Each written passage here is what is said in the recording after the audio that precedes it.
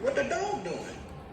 Anyways, so today we are going to be talking about aeromedical factors.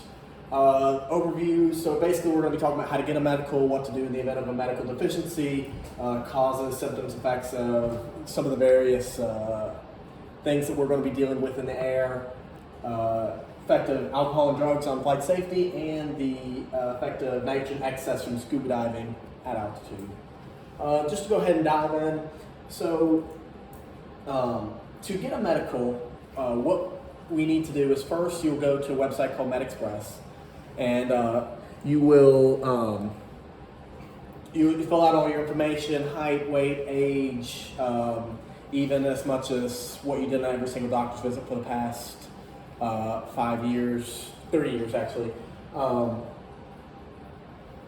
And once you get that through and that's approved, what you'll do is you'll go to a aviation medical examiner, which is not just a regular doctor, but he's also trained in several other things, particular to aviation, and he's going to give you either a first class, second class, or third class medical. So basically, as you go from 3 to 1, third class to first class, the medical exams are going to get more and more comprehensive. And that's so they'll allow you to do more things with a better medical. So first class medical is what you're going to need for airlines, which is what a lot of us are going to be doing here at the school. Second class is going to be the minimum that you'll need to exercise your commercial pilot privileges. So, and the third class is basically what you're just going to need to be able to exercise your private pilot privileges, and even solo or a student pilot. That's the minimum. So that's the minimum what you'll need. In the event that you have a medical deficiency of some kind and can't get a medical, what you'll do is there are really two routes that you have before you. The first route is a SOTA, or a Statement of Demonstrated Ability. And what that's going to be is that's going to be more or less of a, say, you get your leg cut off for some reason, you still want to go fly, you've got a prosthetic, you can push the rudder pedals just fine. You go to your local Flight Standards District Office, or FSDO, and apply for this SOTA. Another route, and this is another route you could take if you have another underlying condition that doesn't really qualify for a SOTA, is you can go for basic med. Basic med is going to let you act as pilot in command. However, there are several limitations. You can't fly outside the United States, so no international. You can't go higher than 18,000 feet. You can't go faster than 250 knots.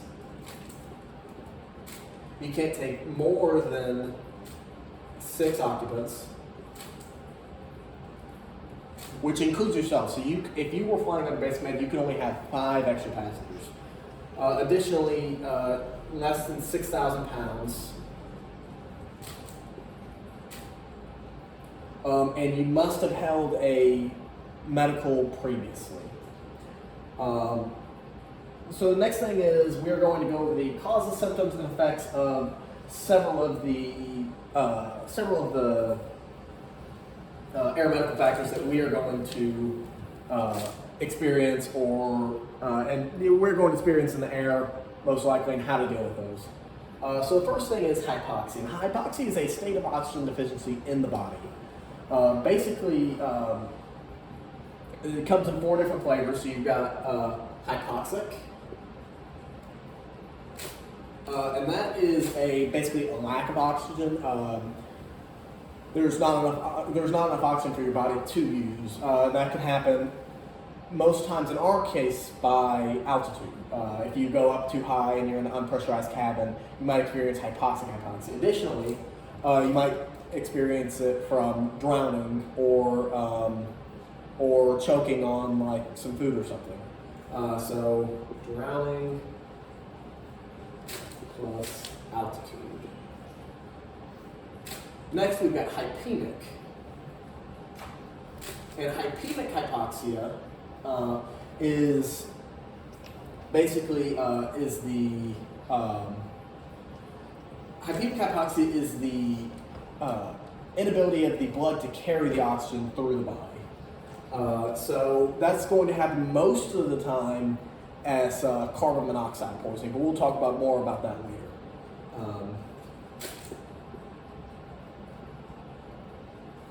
Next is going to be histotoxic hypoxia.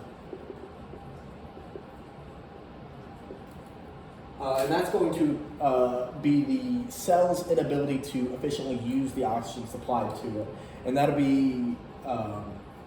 be caused by alcohol, drugs, some poisons even. And the last type is stagnant hypoxia. And stagnant hypoxia is a force physically acting on the blood, keeping it from acting, or keeping it from getting to the brain and to the body. Most of the time, we're going to see this as you were flying along and you pulled too many G's for too long. That's why you see some people on roller coasters pass out and things like that. So that's going to be G's. Basically, if you think you are experiencing hypoxia in the plane, there are several steps to take. First thing is, in the winter, if you have,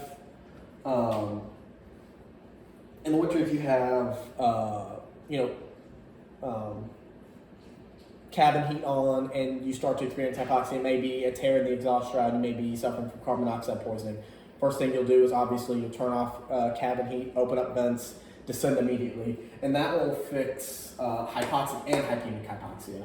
As far as histotoxic hypoxia, time is going to be the main way to relieve that, and stagnant hypoxia, just stop pulling as many G's, obviously. So let's see, next thing we're going to talk about is hyperventilation. Hyperventilation is going to be the excessive breathing that's going to cause a unhealthy lack of carbon dioxide in the blood. Symptoms of this are going to be similar to symptoms of hypoxia. You're going to get headaches, lightheadedness, dizziness, impaired judgment. You may pass out. And what you can do to, often hyperventilation is caused by stress. What you can do to treat hyperventilation is going to be to, first thing is, you always see in TV shows with the paper bags, you have your passenger that may be suffering from hyperventilation breathe into a paper bag to conserve that carbon dioxide, or to get them to talk about their day, what they ate for breakfast maybe. Because if they're talking, they can't really be breathing as fast, and then you can get them to keep doing that until they can calm down. Next is middle ear and sinus problems. These middle ear and sinus problems are mainly caused by a block of some kind. That can be caused by upper respiratory infection, ear infection, stuffy nose even. If you're suffering from any of these, you shouldn't go fly, because what happens is when you take off, you'll be fine, but then once you get to altitude, your sinuses and your ears will actually pressurize, much like the cabins of airliners do, and there will be such a strong force inside of your head, and it is extremely painful. I was talking to Mr. Gene Barons during my commercial EOC with him, and he said that he used to be a drill sergeant in the Army. He can take pain. He said, he went up once with middle ear and sinus block, and he said that is the last time he will ever do that, because it is incredibly painful and it's inside of your head. Let's see, spatial disorientation. Spatial disorientation occurs when you have conflicting signals given to you from your ears and from your eyes. That's most of the things. Spatial disorientation is going to be, your eyes and your ears, they're agreeing on what's happening, but it's wrong. And it's wrong because you lost visual reference to the horizon and the ground. Basically, how the ear senses motion is, it has 3 semicircular canals that are kind of like this. And the fluid inside your ears moves past tiny little hair follicles and that's how you really simulate motion. So when the fluid inside of your ears and your eyes agree, but they've lost reference to the horizon, so you can't really be sure of what's happening, you're going to undergo spatial disorientation. There are really 6 flavors of spatial disorientation, and the acronym that we're going to use for this is GET SICK. So GETSIC. So first you get graveyard spin and spiral. So that's going to be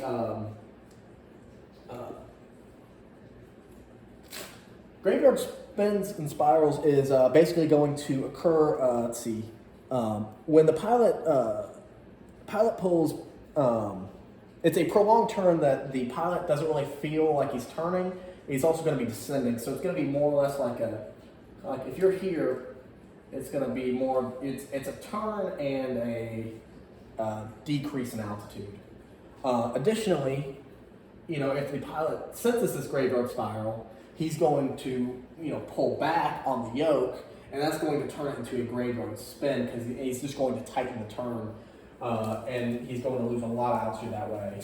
I don't know if you've seen the video, 48 Seconds to Live. It's a kind of a cringy recollection of that.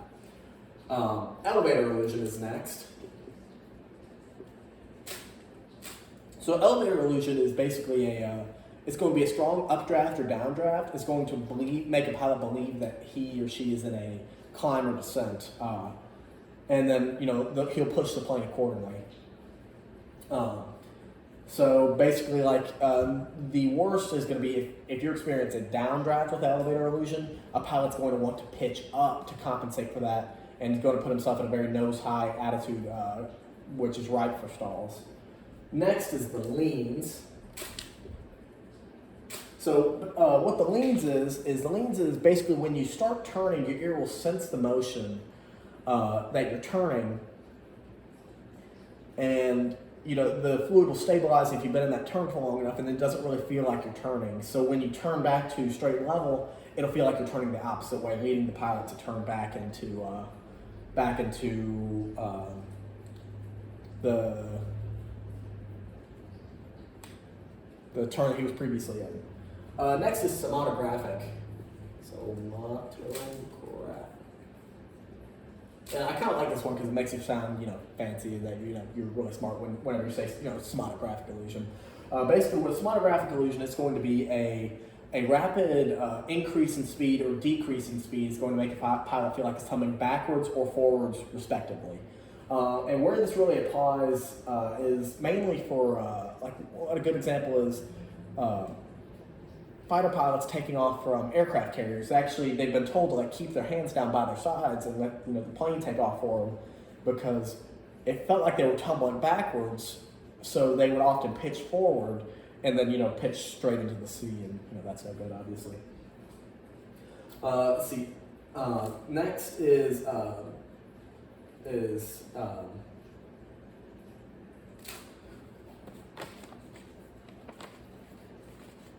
inversion illusion. That's right. I can't remember things sometimes.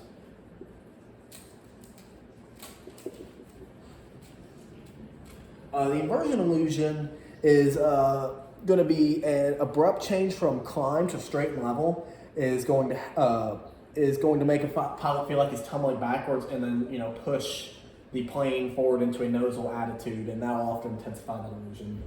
And the last thing is Coriolis illusion. So a Coriolis illusion is basically when you're in this prolonged turn for long enough that the fluid in your ears stabilizes, and you move your head on a different plane.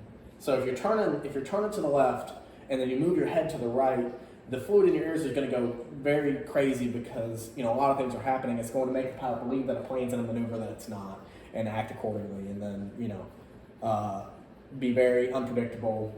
Not good. Motion sickness is going to be when the eyes and the ears disagree with what's happening. That can be caused by often happens a lot with brand new pilots when they get in the plane. Turbulence, kind of like a rocking of the boat. So if you're inside of the boat and it's rocking, it's really heavy. You're going to get motion sickness because you've lost reference to the horizon, and you see everything straight and level, but your ears are telling you that you're rocking. and it makes people often get very sick. This can often be overcome by just experience for some. Others can take some like Dramamine, that'll help, but as far as flying goes, we shouldn't take Dramamine because it makes you drowsy. Next is carbon monoxide poisoning. That's a type of hypoxia, hypemic hypoxia specifically. And carbon monoxide poisoning is basically, you breathe in carbon monoxide, it's an odorless, colorless gas, and it bonds to the hemoglobin. The hemoglobin is basically it's what it's the molecule in your blood that carries oxygen. Carbon monoxide bonds to hemoglobin at the rate of 2,000 to 1 that oxygen does. So basically, it snuffs you out. And this can often be caused by our cabin heat in our planes, because basically how the air is heated is air is sent over an exhaust shroud and then into the cabin. And if the exhaust shroud tears, then it's just pumping carbon monoxide into the cabin, and that's no good. The way to recover from this is going to be obviously to turn off the cabin heat, open the vents, and descend. Next we're going to talk about fatigue and stress. So with fatigue and stress,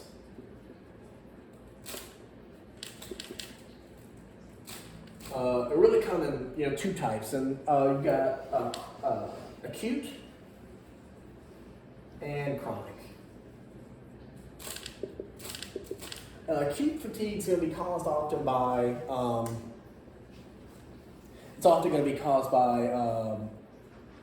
like you've had a long day, you've been running around, you've been excited. It's just going to be like normal, you're just tired. Chronic fatigue is often caused by repeated episodes of acute fatigue, but without proper rest. So it can also be caused by underlying medical condition. Often needs treatment from a doctor to overcome. So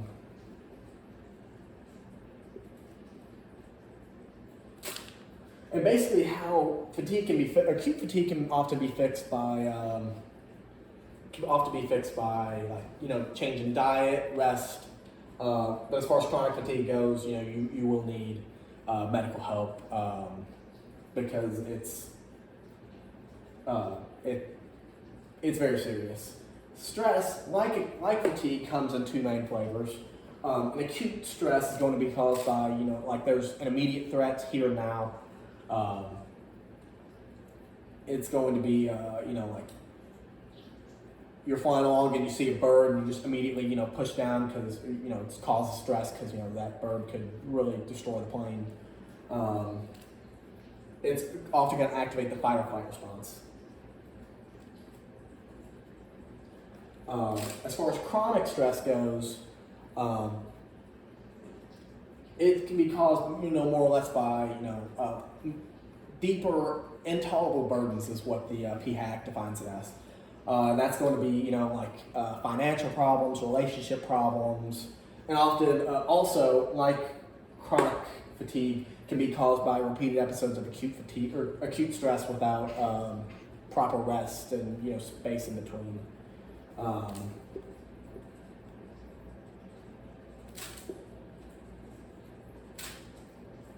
Let's see. So it's there is fatigue and stress. Dehydration. So with dehydration, our bodies use a lot of water, and that's why everybody says you need 8 glasses of water a day. We need to consume as pilots to keep our mental state up about 2 to 4 quarts a day. 8 ounces of glass, that's 64 ounces, which is about 2 quarts. But some experts say we'll need about double that. So we need about 2 to 4 quarts to make our bodies happy. And what these 2 to 4 quarts will do is, they'll help you regulate your body temperature. They'll keep you mentally sharp, keep you from suffering from heat stroke. What'll often cause dehydration, as pilots, hot flight lines. We get in the planes in the summer and it feels like it's 120 degrees in there. Additionally, some effects of dehydration is going to be fatigue, extreme thirst, and heat stroke, and that's no good.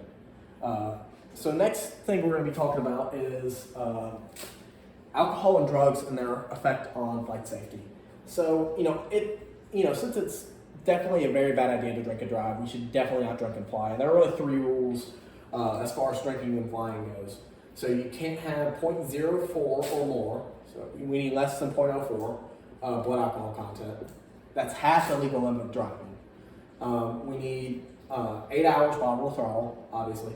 And we need to be not suffering from any of the residual effects of the alcohol. And that will come from, like hangovers, or even, waking up and still being drunk is obviously not a good idea to fly in those scenarios. As far as drugs go, drugs and alcohol, they both cause histotoxic hypoxia.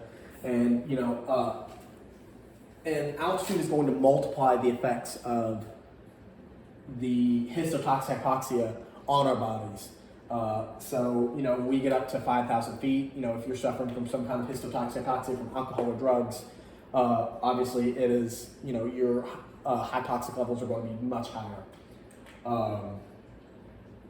So with drugs, they're, obviously, narcotics is going to be bad, and don't do that, because that kind of plays into as far as alcohol goes. But there are also some drugs that you can take and fly, like, if you're taking, Claritin, or, taking Claritin, or, vitamin C, or whatever, you can take those and still fly. However, you need to consult, there's a list on the FAA's medical website,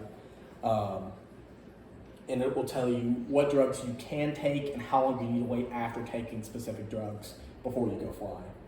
Last thing we're going to talk about is nitrogen excess from scuba dives and their effect on altitude. So basically, whenever you go scuba diving, the extreme pressure is going to force the excess nitrogen into your blood and into your joints and stuff.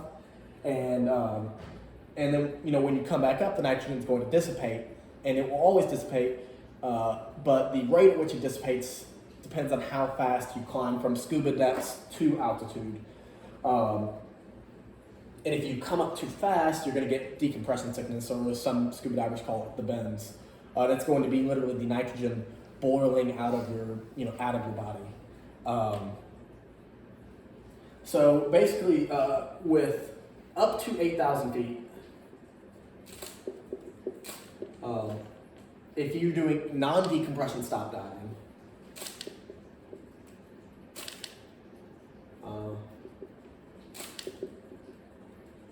so that's basically, you go down a little ways and then just come back up. You need to wait 12 hours. So let's see. You need to wait 12 hours. If you're doing decompression stop diving,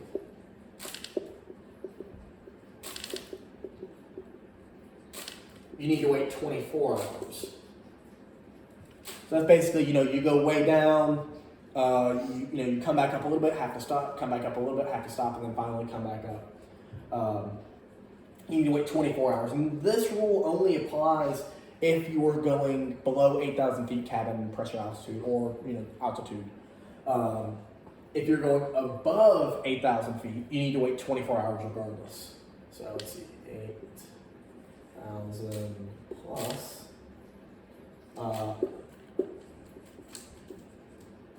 But I would recommend just sticking with 24 hours all the time, just for safety.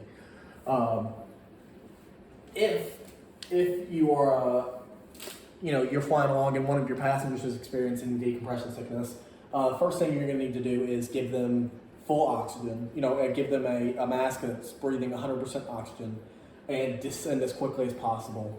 And then you need to get them to a doctor as quick as possible, preferably an aviation medical examiner, an AME, because they're more well versed with dealing with decompression sickness and hyperbaric treatments than regular doctors are.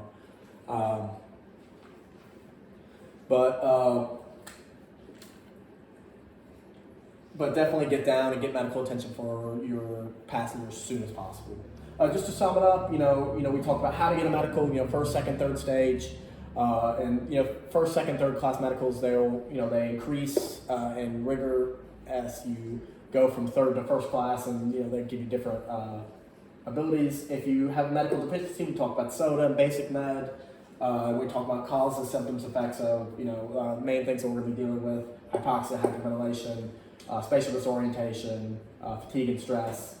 We talked about alcohol and drugs and their effect on flight safety, and nitrogen excess and decompression sickness. And so that is my lesson on aeromedical factors. Do you have any questions, comments, concerns? And cut.